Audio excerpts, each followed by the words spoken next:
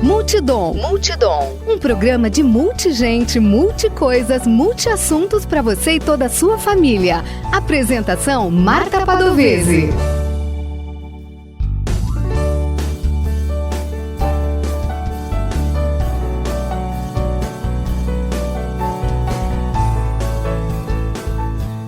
Olá, eu sou Marta Padovese e apresento o programa Multidom na Rádio Webdom.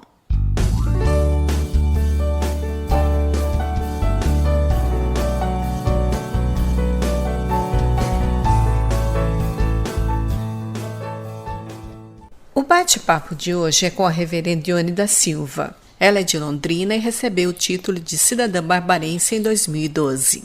Atua desde 2002 como pastora universitária e escolar da Unimep. É formada em teologia com especialização pastoral social na Costa Rica, especialização em missão e teologia urbana na Inglaterra e com mestrado em ciências da religião pela Unesp Brasil. Em Santa Bárbara do Oeste, já participou do Conselho de Segurança Alimentar, do Idoso e atualmente é presidente do Conselho Municipal de Proteção e Defesa dos Direitos da Mulher, além de possuir uma longa trajetória de caminhada na defesa dos direitos da mulher. Olá, reverenda Ione, tudo bem? Tudo bem, Marta? Que prazer estar com você novamente. Já estava com saudade, viu? A pandemia afastou um pouquinho todo mundo. Sim, atrapalhou as amizades um pouquinho, mas quem é amigo, independente da pandemia ou não. Nos afastou geograficamente, mas não no coração. É isso aí. Agora eu gostaria que você pudesse fazer uma retrospectiva das ações do Conselho de Defesa dos Direitos da Mulher.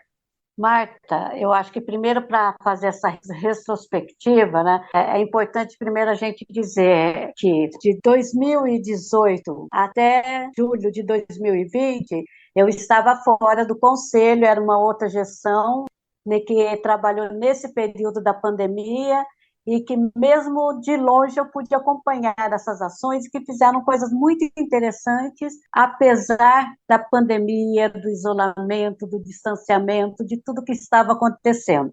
Então foi uma gestão que trabalhou num momento complicado, né? Mas que fizeram ações muito interessantes. Não conseguiram fazer o que antigamente se fazia, que era as campanhas, movimentação, uma série de outras atividades. Eu vou falar um pouquinho do que eu vi e acompanhei, que eu achei muito bacana, que pelo menos para mim, que estava distante, porque eu fiquei no Paraná esse período, que eu admirei e achei que foi uma contribuição muito interessante aqui para o nosso município, que foi, primeiro, eles fizeram algumas lives, que é o que o povo tinha acesso naquela época, né?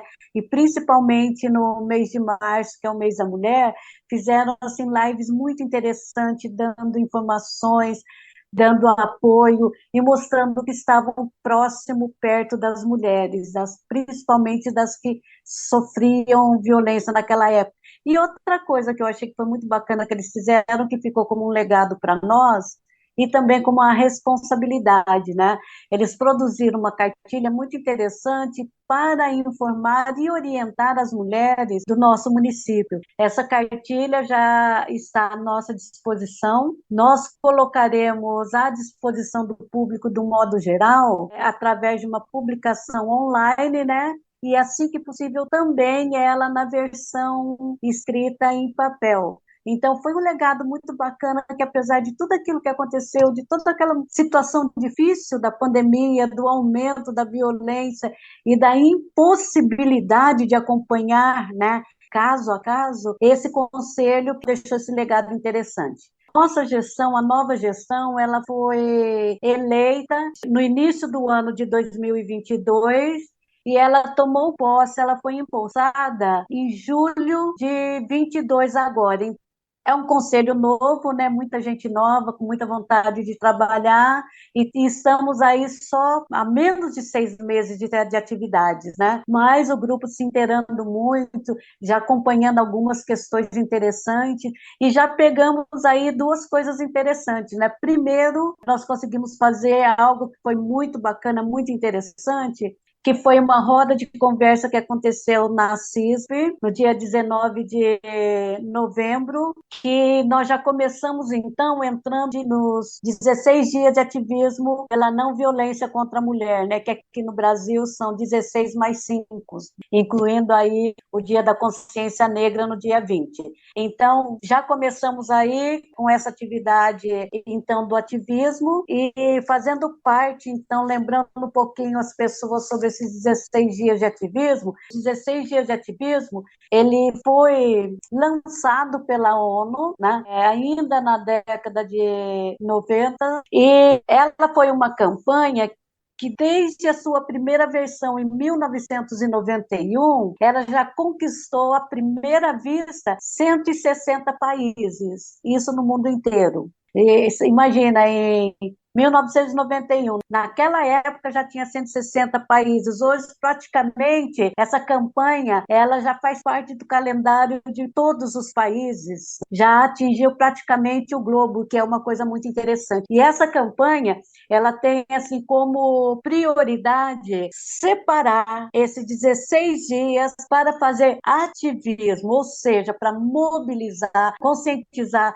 puxar e trazer as mulheres para essa questão. Que questão é essa? Primeiro, visibilizar que existe a violência. Segundo, que é possível construir um mundo sem violência. Terceiro, que é possível nós trabalharmos homens e mulheres juntos contra a não violência. Então, só para a gente ter um pouquinho claro quais são esses dias ele acontece aí, aqui no Brasil, como eu disse, são 16 mais 5, começa com o dia 20 de novembro, que é o Dia Nacional da Consciência Negra, onde nós trazemos a memória das mulheres negras, porque hoje no panorama brasileiro são as que mais sofrem, elas estão ali na base da pirâmide, né? Se quando você pensa em feminicídio, a grande maioria é mulher negra. Violência, a grande maioria é mulher negra. Desemprego, condição econômica, é a mulher negra. Então, trazendo a essa questão no dia 20, a consciência negra, puxando para a questão da violência contra essa mulher, que com certeza a violência em cima dela é muito maior do que qualquer outra mulher. Passando então aí pelo dia 25 de novembro, que é o Dia Mundial pela Não Violência da Mulher. Saindo do dia 25, nós chegamos no dia 1º de dezembro, que é o Dia Mundial da Luta contra a AIDS, que a mulher também, essa chega a ser ainda hoje uma violência muito grande contra a mulher. Quantos homens não se previnem? Quantos homens saem fora de casa e trazem a AIDS ainda para a casa dessa mulher, que é uma violência? Aí nós passamos pelo dia 6 de dezembro, que é o Dia Mundial dos Homens Unidos contra a Violência da Mulher, né, que é o Dia do Laço Branco, que também é uma campanha muito interessante, e ela se encerra no dia 10 de dezembro, que é o Dia Internacional dos Direitos Humanos, porque o direito das mulheres também é um direito humano. Então, dentro dessa perspectiva, no dia 19 de novembro, nós fizemos uma roda de conversa que aconteceu na CISB, onde nós tivemos a presença da doutora Olívia Fonseca, né, que foi delegada no nosso município. Hoje ela está em Piracicaba, junto com a doutora Mona Lisa. Trouxemos também a doutora Débora, que é a responsável pela DDM de Itatiba.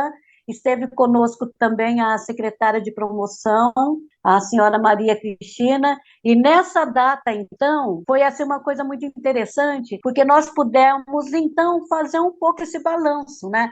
Como que está a nossa cidade? O que aconteceu em Santa Bárbara do Oeste?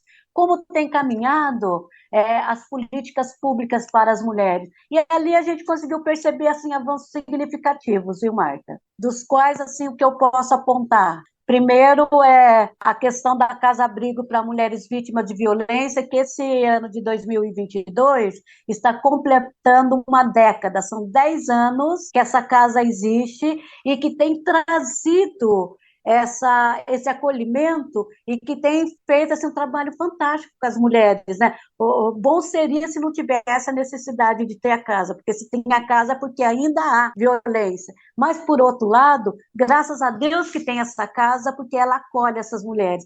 E das mulheres que têm passado por ela, assim, fazendo uma estatística rápida, mas a gente poderia uma hora disponibilizar esses dados. A grande maioria das mulheres que passam pela casa, elas saem já virando a página, né? Algumas como empresárias, outras trabalhando, outras mudando o foco da profissão, mas o fato é essas mulheres estão se reconstruindo, essas mulheres estão se curando e essas mulheres estão se dando uma nova chance e estão voltando a viver. Então, a casa tem proporcionado isso, que é uma coisa muito bacana. Outra coisa que eu posso colocar para você é também o desenvolvimento do programa Anjo da Guarda da Mulher, que antes começou de uma forma tão tímida, né? E que hoje, eu diria assim, que esse programa no nosso município tem sido referência, porque hoje ele faz parte não só da política pública de uma secretaria, mas ele perpassa por todas as secretarias aqui do nosso município. Hoje ela está alocada na Secretaria de Segurança e que tem feito um trabalho incrível. Nós temos aí 2 subinspeitoras, vários guardas e guardas municipais que estão à frente desse trabalho, que fazem um trabalho super ético, super responsável, que acompanha essas mulheres, que disponibilizam para elas não só segurança, mas disponibilizam também o acolhimento, disponibilizam aplicativo para que essas mulheres possam ser monitoradas, né? Disponibiliza hoje, que é uma coisa muito bacana, o botão do pânico, que há tantos anos a gente vinha solicitando e que hoje faz parte dessa política pública de atendimento a essa mulher que está sob a responsabilidade do Anjo da Guarda da Mulher, né? E eles trabalham de uma forma muito ética, viu, Marta? Ou seja, eles recebem do judiciário quem são essas mulheres, e a partir daí passa a ser responsabilidade deles, e todo cuidado, todo acompanhamento, toda a segurança é investido para essa mulher. Então, a gente tem aí o Anjo da Guarda da Mulher, nós temos aí uma política que também está sendo implementada, que é o trabalho com os homens, né?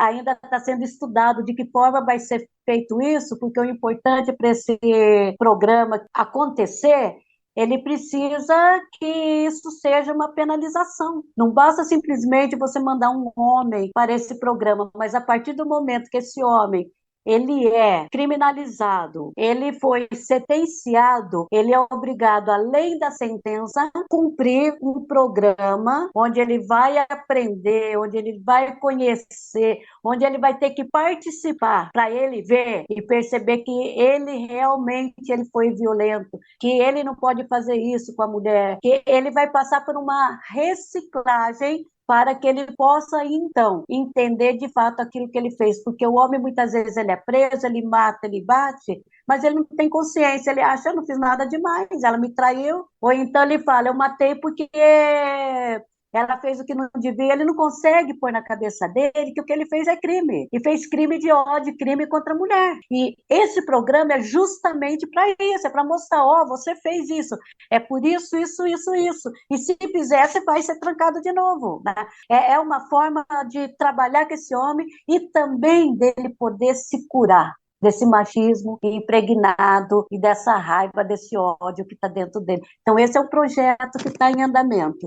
E vários outros que a gente tem aqui no município, tá? Que a gente poderia citar. Nós temos uma rede assim que nesses anos, eu diria assim que nesses últimos 15 anos do Conselho Municipal, né, a gente tem avançado significativamente, né, nas políticas públicas para as mulheres, nós temos avançado na parceria em rede e nós temos avançado também na perenidade, né, desses trabalhos, que não são simplesmente campanhas ou discursos, mas é algo que está crescendo, está sendo construído a muitas mãos e que está sendo assimilado e absorvido pela nossa sociedade, pela nossa comunidade, né? E olha que coisa boa, a gente lutou por uma vereadora e hoje temos 2.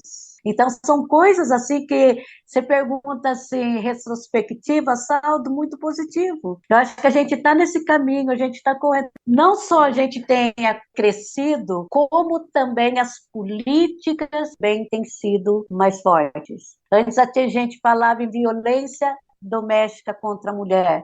Hoje a gente fala violência doméstica, violência de gênero, violência política, que principalmente nesse ano eleitoral, ela ficou assim tão evidente, tão clara, tão presente, né? Então, o que eu diria para você é: continuamos caminhando, crescendo, fortalecendo e cada dia criando mais políticas justamente para enfrentar isso, a violência de gênero, a violência política e todas as outras violências que aos poucos vão pipocando nesse ambiente tão violento, tão intolerante que nós estamos vivendo nesses últimos tempos. Ione, não é a primeira vez que você é presidente do Conselho das Mulheres. Correto. Você já vem trabalhando há muito tempo essa questão da defesa dos direitos da mulher. Quando você se engajou mesmo, de fato, nessa luta a favor dos direitos das mulheres? É desde que você nasceu que isso acontece? Agora que você falou, eu estou pensando um pouco, eu acho que eu já nasci, viu? Porque eu me lembro, na minha casa nós éramos em 10 filhos, 9, porque uma morreu cedinho. 5 mulheres e 4 homens. E eu cresci ouvindo minha mãe dizer assim: primeiro vocês vão ter que estudar para depois casar. Isso era assim, como se diz, era uma métrica em casa, né? E outra coisa que ela fazia, ela e meu pai com a gente, era no sentido de que você tem que fazer um curso profissionalizante para que você tenha independência financeira, para ter condições de bancar teu curso universitário. Todos nós crescemos dessa forma e a gente tinha liberdade para escolher esse técnico, né? Tanto que eu tive irmã que fez, né, no técnico antes de ir para a universidade, secretariado, magistério. Eu escolhi química industrial e acabei indo para a área de humanas quando eu fiz a universidade. Dessa educação da família, todas em casa estudaram. Ninguém ficou sem pós-graduação, é de pós-graduação a pós-doutorado. E de uma família que não era família classe média alta, filhos de ferroviário, né? Mas a educação, essa formação, a necessidade de você ter a sua autonomia era muito importante em casa. E a gente cresceu desse jeito. A segunda coisa que eu me lembro agora que mexeu muito, eu me lembro que eu estava terminando, que eu estudava um técnico à noite, e a gente chamava colegial, né, no período da manhã. E eu tinha que fazer o vestibular. E eu tinha feito uma opção na vida já nessa época, uma opção religiosa. Aí eu falava: bom, meu desejo é fazer alguma coisa na área médica da saúde e teologia, porque naquela época só havia possibilidade de você ser freira, diaconisa, mas não clériga, né? Ainda não existiam mulheres investidas do presbiterato para ser clériga. Então, na minha cabeça, era: então vou ter que fazer um curso na área da saúde, para depois fazer um seminário para poder ser ou uma missionária, uma diaconisa, ou uma freira, alguma coisa assim. No último ano meu de colegial, a Igreja Metodista aceitou um ano antes, né? Eu fui para a faculdade em 75, e em 74 a Igreja Metodista estava ordenando a primeira mulher presbítera, ou não ordenando, mas aceitando oficialmente que ordenaria mulheres como clériga. Nem eu sabia disso, meu pai que sabia, porque na minha cabeça era ser missionária, né? Algo mais assim que eu pudesse fazer. Aí eu me lembro que meu pai foi pesquisar e chegou para mim e falou assim: bom, já que você quer fazer, você vai fazer algo que funciona. Você não vai fazer seminário. Ou você vai e faz uma faculdade de teologia e vai ser clériga, ou você não faz. Você tem que ter clareza do que você quer na tua vida. Mas ele foi assim, muito claro para mim no sentido: não foi o que eu escolhi para você. Porque clérigo eu quero o meu filho, quero o meu irmão mais velho. Você eu quero ou médica ou enfermeira. E isso deu uma balançada na minha vida. Aí eu fui ler, ter a certeza que realmente a igreja aceitava mulheres. Falei: então eu vou. Se o teu filho não quer ser clérigo, eu quero. Você vai ter uma filha. E fui, e ele me levou. A partir daí foi minha primeira luta com a questão da mulher, né? Porque, primeiro, eu fui entrar numa esfera 100% masculina.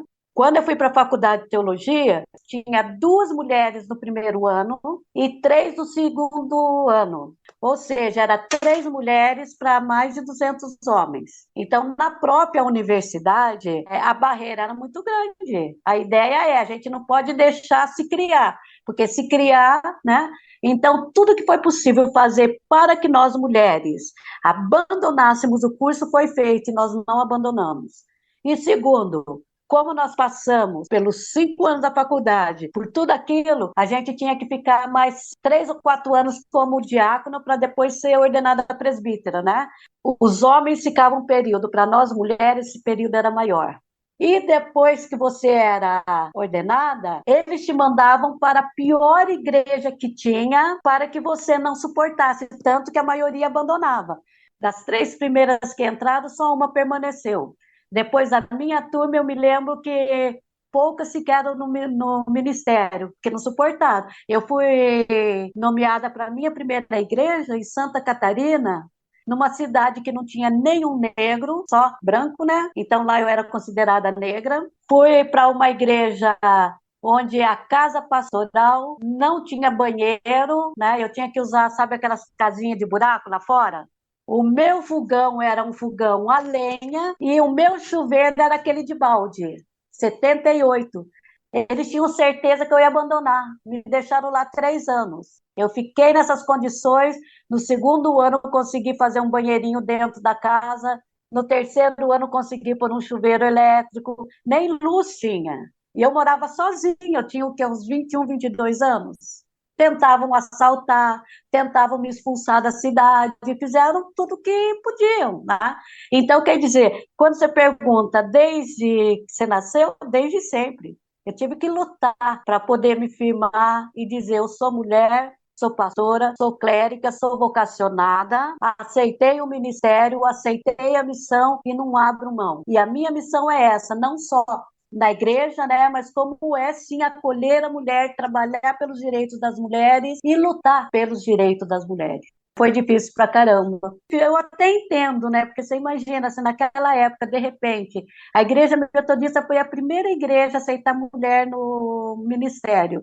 Então, nós éramos o quê? 3, 4, acho que ao todo 5 no Brasil todo, na América Latina, porque até a América Latina depois foi aceitar. A cabeça do povo era difícil, né? Eu me lembro, assim, que quando eu ia celebrar, tinha um senhor na igreja que falava que eu não podia dar ceia porque eu menstruava. Olha, eu era impura, né? Suja, eu menstruava. O outro conseguiu reunir um grupo na cidade de rapazes para tentar entrar na minha casa. Tentaram, eu cheguei a rasgar minha mão assim para segurar a janela. Eu me lembro que nessa época meu pai ficou 15 dias escondido dentro da casa, armado, para tentar pegar quem estava tentando invadir a casinha que eu morava.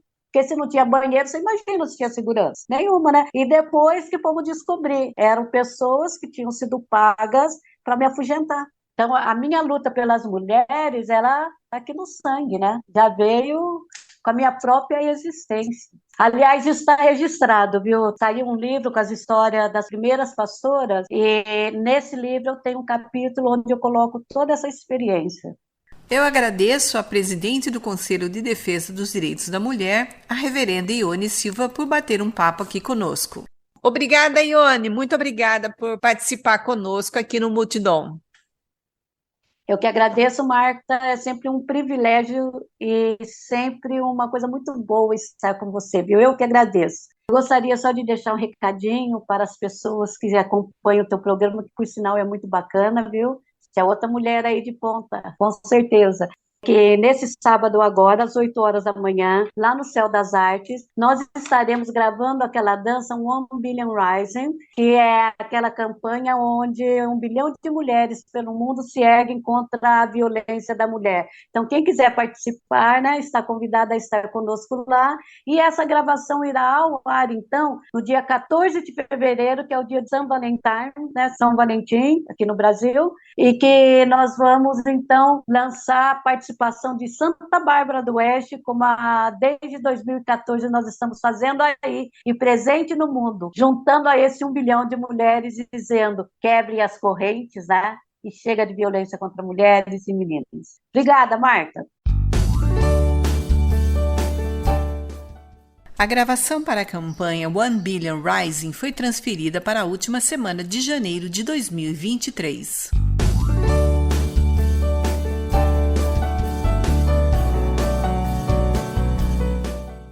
No dia 6 deste mês foi o Dia Nacional de Mobilização dos Homens pelo fim da violência contra as mulheres. E a data foi instituída no Brasil com o objetivo de conscientizar, envolver e mobilizar os homens para colaborarem com o fim da discriminação e da violência contra as mulheres. Para colaborarmos com essa conscientização tão importante, a jornalista Fátima Franco entrevistou o Dr. José Donizete, delegado da Delegacia da Mulher de Americana, a doutora Olívia Fonseca, delegada da Delegacia da Mulher de Piracicaba, e a Alcimara, do Batalhão da Secretaria de Direitos Humanos da cidade de Americana. A palestra para guardas municipais e policiais militares aconteceu na FAM Faculdade de Americana. Doutor Donizete, fala um pouquinho da sua experiência de 3 meses frente à Delegacia de Defesa da Mulher na cidade de Americana. Olha, muita coisa nova, né, nesse tempo de trabalho que eu atuo. Eu tenho visto aqui coisas diferentes, coisas novidades. É um trabalho muito mais sensível, né? Você trabalha com a condição social das pessoas, com o emocional das pessoas. Então, eu tenho aprendido bastante. A palestra de hoje é fruto de algumas constatações que a gente tem observado.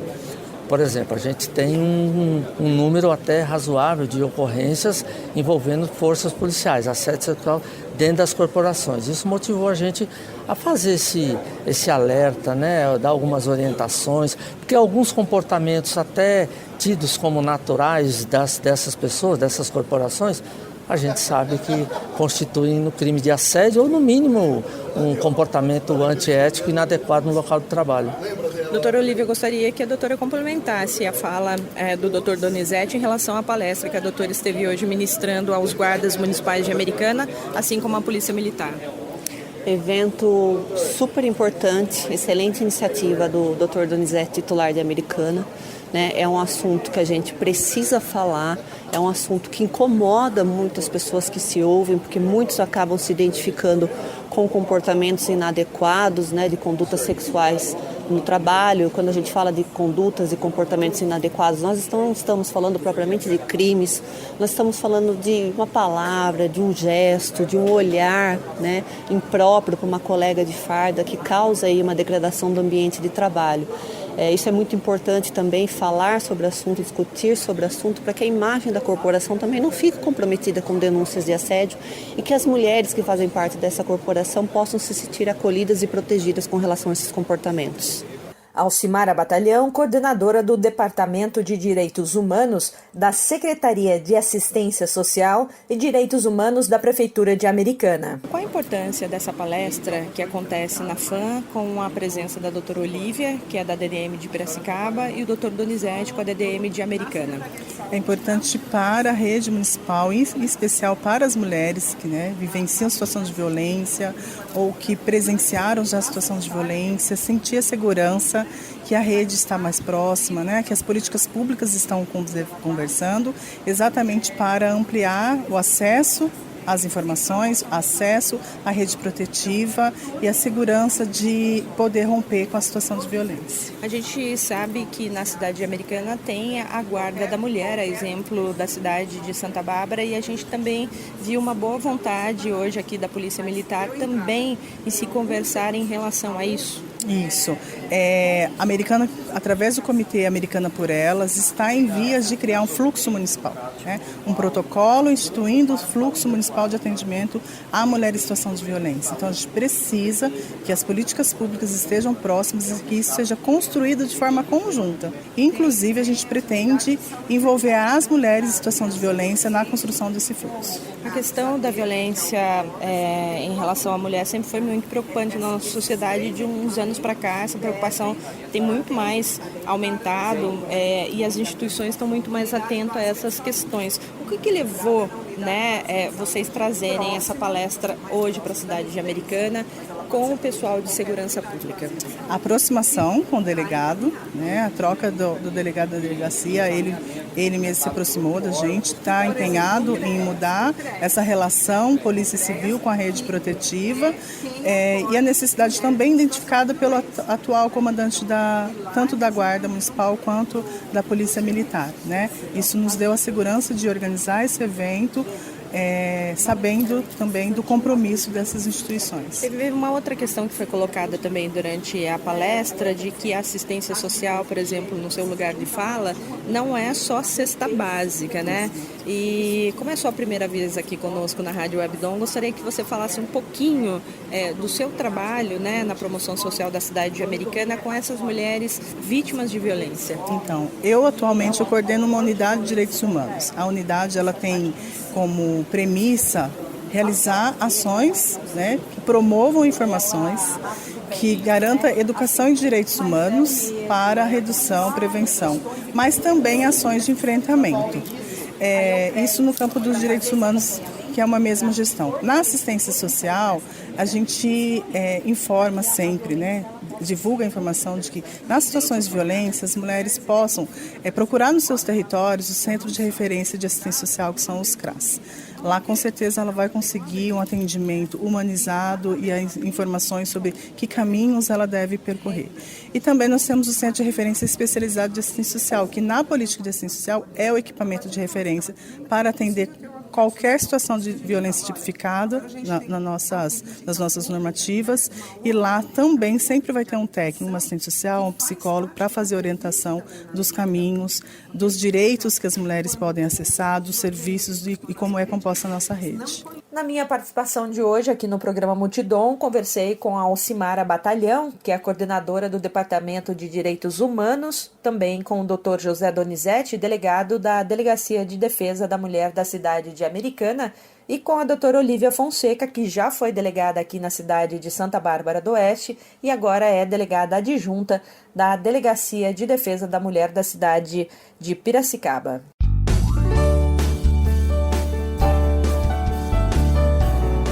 Quer entrar em contato conosco, deixar um recado ou ouvir de novo? Acesse www.radiowebdom.com ou envie seu e-mail para radiowebdom@gmail.com. Você também pode entrar em contato conosco pelo Instagram e Facebook Marta Padovese. O programa Multidom tem o apoio da Rádio Webdom. Produção e apresentação Marta Padovese. Edição de áudio Heraldo Vaz e Marta Padovese. Direção-geral, jornalista Fátima Franco.